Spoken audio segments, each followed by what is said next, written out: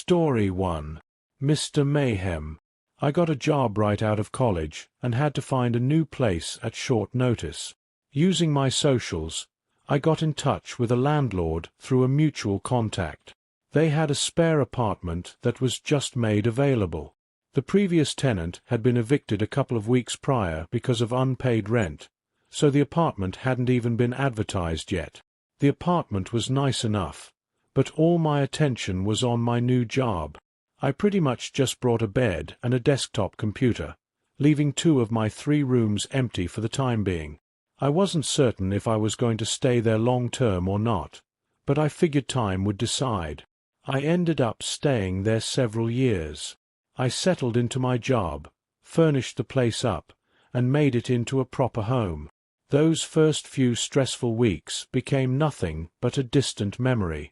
About 3 years after moving in, I had to stash some furniture.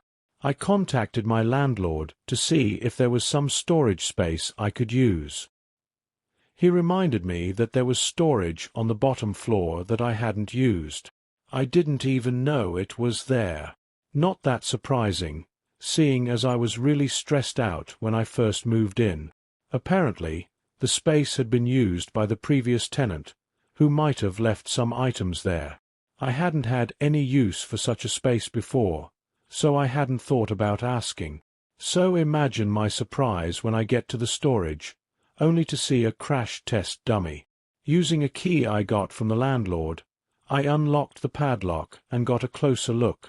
It was a white life-sized crash test dummy with a hastily scribbled Mr. Mayhem written on the back of his head with a black Sharpie. The dummy was scuffed and worn, but still had a plastic smile on its face. Its eyes were just these little painted black dots. It looked like it had been through hell and a half. I asked the landlord about it. Turns out, the previous tenant had used it as a sort of mascot. They brought it out for fun, for parties, pranks, that kind of thing. I saw him use it to cheat the carpool lane once, my landlord shared. It was just this funny thing he'd gotten from his job when they upgraded to newer dummies. It was probably more than 40 years old. I cleaned out the storage and stashed away my furniture. I thought about what to do with Mr. Mayhem, and figured it'd be a fun piece for my upcoming Halloween party. I could dress it up in something and keep it by the entrance. It'd be the talk of the town. Still, there was something unnerving about it. The way its joints creaked and cracked. That frozen, painted-on grin. The sloppy joints, rattling haphazardly with every little movement. My yearly Halloween party is nothing extravagant. I get a couple of friends together and we dress up. Then we hit one of the local clubs for a costume party. It's like a pre-party, only with about 18 people or so. I dressed up Mr. Mayhem in a cheap pirate costume and had it stand by the door with a tray of snacks. I went as the Penguin, but everyone mistook me for the Monopoly Man. People came around at around 7. Mr. Mayhem was a big hit. There's just something about dummies and dolls that rub people the wrong way. It's the uncanny valley thing of it, I guess. It was the centerpiece for a lot of selfies that night. As the punch bowl got emptier and the night got darker, we all left for the club, leaving Mr. Mayhem by the door. I had a lot of fun. A few drinks too many. There was a bit of drama with 2 friends of mine having an argument, but all in all, it was a good night. An acquaintance of mine won the costume contest with a sort of bioluminescent fish thing. It was insane. If you got a costume that you got to charge batteries for, you've taken it to another level. In the moment, I couldn't tell anything was wrong. But if I'd listened a little closer, I would have heard a thing or two. Cracking and creaking heard from the alley out back, as something moved. A bouncer mentioning a guy dressed as a crash test dummy. A dark silhouette, just outside the frosted glass of the bathroom window. By the end of the night I made my way home and slid the keys into my door, only to notice that it was already unlocked. I could have sworn I locked it, but I figured I must have missed it in all the commotion. I did a drunken half-check around the apartment to see that nothing was stolen. There wasn't. I didn't even think about checking for Mr. Mayhem. If I had, I would have noticed there was nothing standing by the door, waiting for me with snacks. I would have noticed the bowl having rolled off to the side, spilling wrapped toffees and butter caramels across the carpet. But no, I face-planted into my bed and waited for another day. It wasn't until the next morning that I noticed it was missing. I sent a couple of texts to the others at the party, asking if they did something to it. All I got was a resounding no in response. If anything, they just thought it had been a fun prop. I checked all over the apartment and the storage. I even asked my next-door neighbor if they'd seen anything. Nothing. Mr. Mayhem was just gone. It wasn't a big loss or anything, but I didn't like the idea of someone being in my apartment for no good reason. Things just don't disappear for nothing. If someone wanted a crash test dummy, I could have sold it for a quick $100 or so. Instead, I found myself running back and forth, growing increasingly anxious about someone being in my space. I even called the landlord about having the locks changed. The following Monday, Mr. Mayhem was still missing. While it was still on my mind, I had 100 more pressing matters at hand. It had started raining, and absent-mindedly wandered across the parking lot. I was almost at the front door when something in the back of my mind asked me to stop. Like a sudden feeling of unease, it's hard to explain. A challenge to look a little closer. So I did. Turning around and looking up, I could see Mr. Mayhem. It was on the roof of my apartment building with its head aligned straight forward. Someone must have dragged it up there as a joke. It looked like someone about to jump off a building. I was gonna have to bring it down. Didn't want anyone to be accidentally traumatized. I headed straight for the door to the stairwell, covering my head with a file folder. The rain was relentless. Something smashed into the pavement right in front of me. A loud plastic bang as Mr. Mayhem hit the ground. A couple of feet further, and I'd have been crushed. I just stood there for a moment, hearing the rain tapping against the file folder on my head. Mr. Mayhem was intact, but the body was just mangled. Every single extremity bent at an unnatural angle, but that didn't hamper that eerie painted-on smile. I was a bit hesitant to touch it. My heart was racing. That thing was heavy, and it had fallen far enough to do some serious damage, had it hit me, which it almost did. I dragged it back down into the basement storage. I had to shuffle around some furniture and ended up tossing it on top of an old sofa. I locked the storage with a padlock, turned off the lights, and closed the door behind me. I'd get rid of that thing soon enough. I went to bed early that night.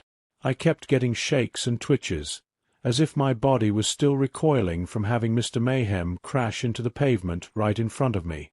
I felt twitchy, as if I hadn't slowed down yet. I was stuck in high gear, and it carried over into the next morning. I stress-cleaned my kitchen and bedroom before I even got breakfast. As I was cleaning in and around the fridge, I scooped out what looked like an old faded note, a post-it that must have been stuck to the fridge by the previous tenant. "Don't let it out." I stood there staring at the note for a good few minutes, letting my paranoia run rampant. I tried to explain it away, but every thought came circling back around to one point. There must have been a reason for Mr. Mayhem being left behind, and what happened to the previous tenant. Over the next few days, I considered how to get rid of it. I thought about just driving it to a garbage dump and dropping it off somewhere, but I didn't like the idea of it being let out. I could burn it, but I had to get a good space to do it. I could just sell it, of course, but that didn't feel responsible either. I was running out of patience and ideas, so I finally decided on sawing it up and dropping it into the river. I prepped a backpack with a saw, duct tape, a hammer and garbage bags. The following night, I got to work. I dragged Mr. Mayhem out to my car and stuffed it into the trunk. I didn't want to do it in the daylight, as the thing still looked like a person, and I didn't want to have to explain myself. I was going to drive down to a clear spot near the river and get to work. It wasn't far, but I had to cross the highway. It was a short drive, but it was tense. It felt like I was doing something wrong, like Mr. Mayhem was a person rather than a dummy. As I closed the trunk and got behind the wheel, I steeled myself. The moment I put the keys in, I got this strange impulse that I should have duct-taped its hands and feet. Then again, why should I? It was a dummy.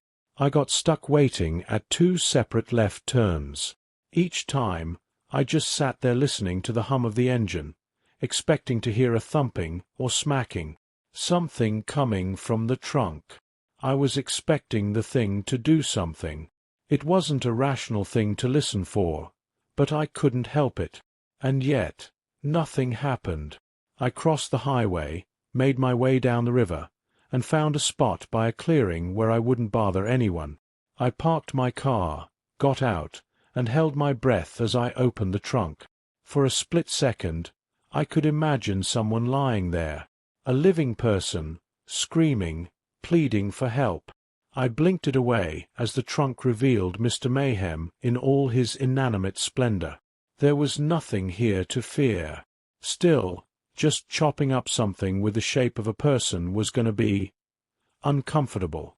I dragged it out to the bank of the river, laid out my tools, and took a good look at it.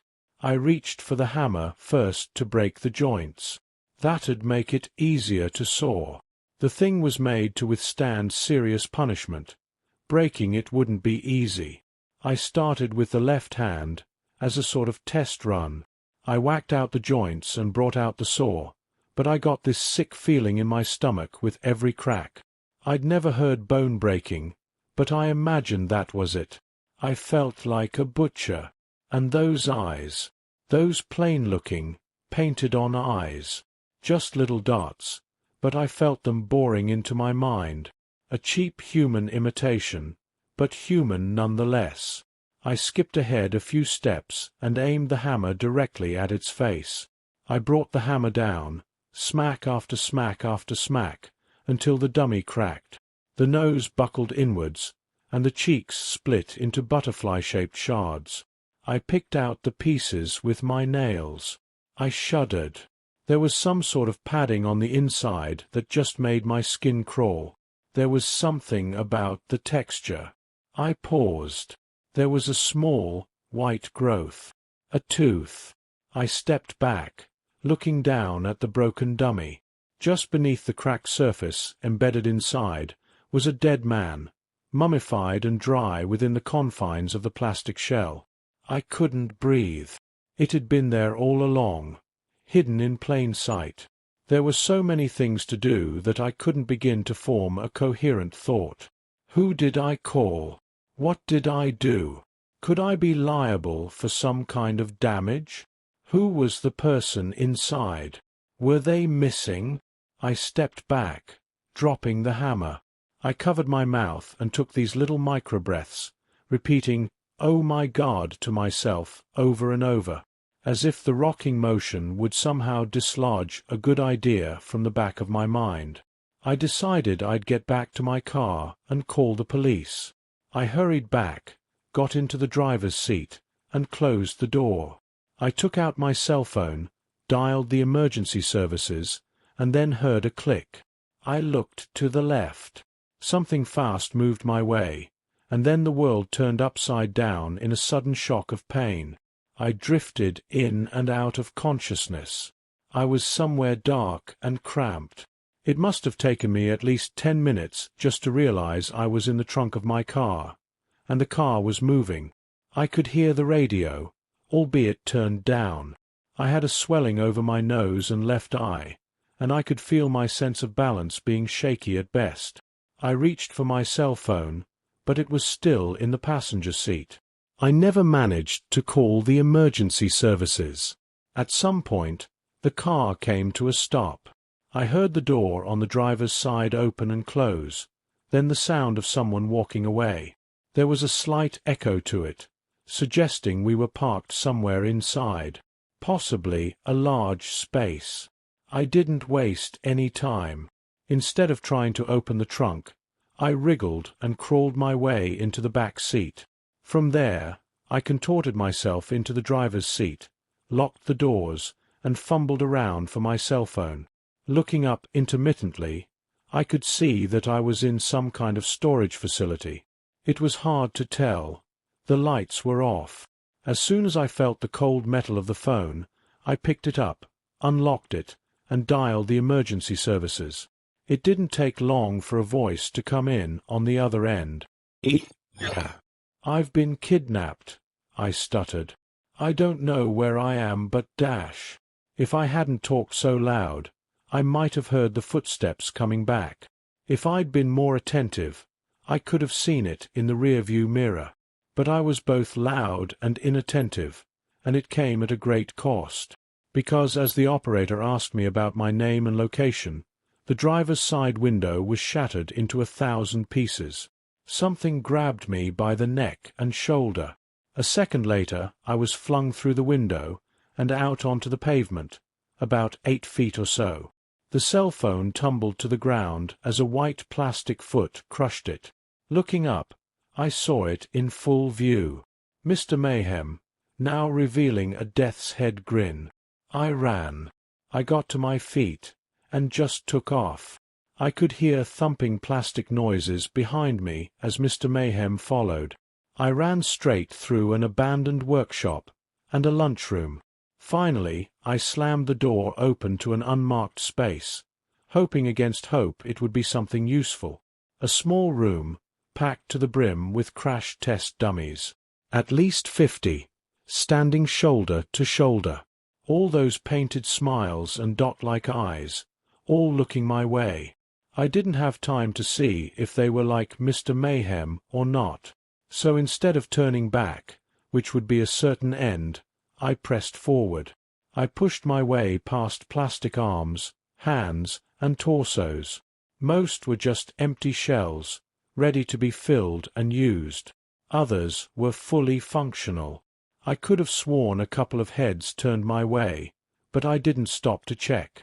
I could hear the footsteps that followed me slow, and as I turned around, I realized I had no idea where it had went. Just a sea of white, featureless creatures, and one of them was something else. I was afraid to move. I could be brushing up against that thing without even knowing it. There was a sharp noise, as what sounded like broken glass being shuffled around on the floor. One clear sound of a shard being lifted. I tried to make my way to the back of the room, so I could circle back. Every now and then I'd look at the dummies, only to notice more of them with scribbles on the back of their head. Miss Waters, Mr. Calhoun, all made with hasty scribbles. A stray thought crossed my mind. Maybe it wasn't actually Mr. Mayhem, but Mayhew? It had been kind of hard to tell. I had yet to run into it, as I began circling the dark corners of the room, making my way back the way I came. I heard the sound of glass scraping against plastic as something was coming closer. I had to keep myself from panicking. There was no telling what would happen if I were to stumble in there. Instead, I kept a steady pace, trying to count my breaths. 1, 2, 1, 2. Brushing up against another dummy, I stopped. Something was strange. It didn't have a left hand. It slowly turned my way, revealing a dead man's face. Mr. Mayhem. An impromptu glass shank sliced at me, scraping the edge of my jacket and shattering against the wall. A handless left arm reached for me, but I pushed it aside. I bowled over the lifeless dummies and headed straight for the door. Reaching it, and leaving the dummies behind me, I slammed the door shut. I hastily looked to see if there was a lock, but there wasn't. Before I could make a plan, the door came off its hinges and tumbled to the ground like a cracked bowling pin. Mr. Mayhem twitched forward, every movement sudden and painful. Making my way back to the workshop, I realized there was no way I could outrun it. Mr. Mayhem was both faster and more resilient. I was grasping at straws. There had to be something. Anything. Anything. I dodged a chain coming down from the ceiling and kept going towards the back, only to stop. That chain. I could use it. It was connected to a winch in the middle of the factory floor, probably used to hoist and move equipment. It would have to do. The timing had to be perfect. If I went too soon, or too late, I'd be done for. I saw Mr. Mayhem approaching, step by step. Unblinking painted eyes replaced with hollow sockets. Then I pulled at the winch, as hard as I could, hoping against hope. The effect was immediate. I hadn't seen the hook at the end. It shot straight up, impaling Mr. Mayhem's lower jaw. The chain was still slack, and it was getting closer, but it couldn't quite get to me any more. Instead I kept pulling and pulling and pulling, every rattle of the chain bringing it higher and higher into the air, like hoisting a flag. As the chain clicked into a lock, Mr. Mayhem was dangling 15 or so feet into the air. It stopped moving. Even though it couldn't move its face, I could feel it looking at me, plotting. This wasn't going to be the end of it. I made my way back to the car, calling the emergency services as I wiped the broken glass from the driver's seat. As I was asked for a location, I noticed something on one of the far walls. A series of overalls, hanging at the edge of the door.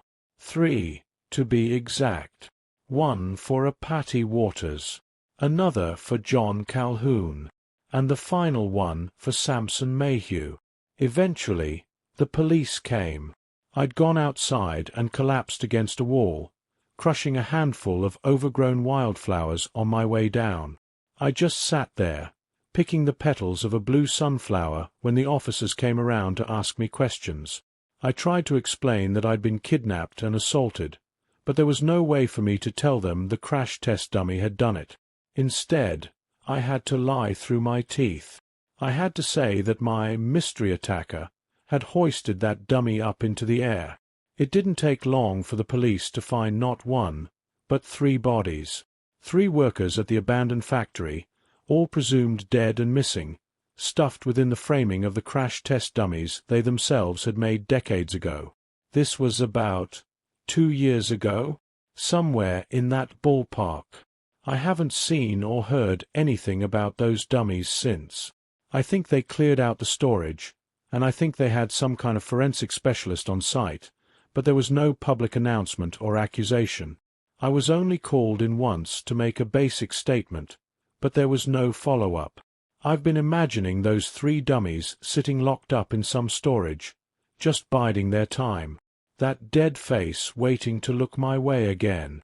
Now, the reason I write this is because of something I read just the other month. There was an article about a break-in at the county evidence locker, resulting in 1 wounded officer and a handful of pieces of evidence going missing. The assailants were described as 2 men and a woman. They were described as bald and wearing plain white clothes. If I was a betting man, I'd say there isn't much time before we start seeing more than 3 of these Misters and Misses. If I hadn't gotten out of there, I'm pretty sure there was an empty casing that would, in time, have my name on it. Maybe there still is. Story 2. Something strange happened with my neighbor. I am someone who travels a lot. I can afford it, because I work online. I've been to various places over the years. It happened recently when I was living at Thailand. I lived in an island with a small village. I moved into a good neighborhood. People were so kind to me. I was able to make friends with the locals easily since I knew a bit of the Thai language. There was one neighbor in particular that I became really good friends with. Let's call him Jack. Jack and I would do a lot of things together, like going swimming, fishing, etc. His house looked as though it had been abandoned. It was really run down. He never let me in his house before, and one night, when I was working in my home, I heard a woman screaming. It startled me. With that, I lost all my mood to work and went outside to check. The woman screamed again. My heart sank as I figured out that the voice was coming from my friend Jack's house. I went to his front door, which looked like it was over 100 years old. I knocked on it. There was no answer. The woman screamed again, and it came inside of the house. That motivated me to open the front door and get inside the house. When I entered the house, it suddenly became extremely cold. So cold that I started shivering. I was in the living room of the house when I heard the woman scream from a room nearby. I did not think any further and barged into the room, only to find out that nothing was there. It was an empty room, devoid of any life nor furniture. A chill ran down my spine. It was at that point that I knew this was a strange occurrence. "Hello! Anyone here?" I screamed, hoping that someone would answer. No one did. I checked all the remaining rooms of the house. No one was there. They had almost no furniture. It looked as though no one lived in the house. I felt an ominous presence at that point, as though something was watching me. So I immediately went out of the house and got back to mine. I was in no mood to continue my work, so I just lay down on my bed, thinking about what just happened in Jack's house. And before I knew it, I had drifted to sleep. I was feeling very tired after all. When I woke up the next day, I had a scratch on my arm. It looked fresh, and it burned. It felt as though something had scratched me while I was asleep. I went about my day, trying to brush it off, and I finally finished my work. And by the time I did, it was already 4 p.m. in the evening. So I decided to go out and take a breather. I went to a local beach. There were a few people around when I went there. There was a salty smell in the air. This was one of the things I liked the most when I was in Thailand. As I walked down the beach, I saw Jack swimming.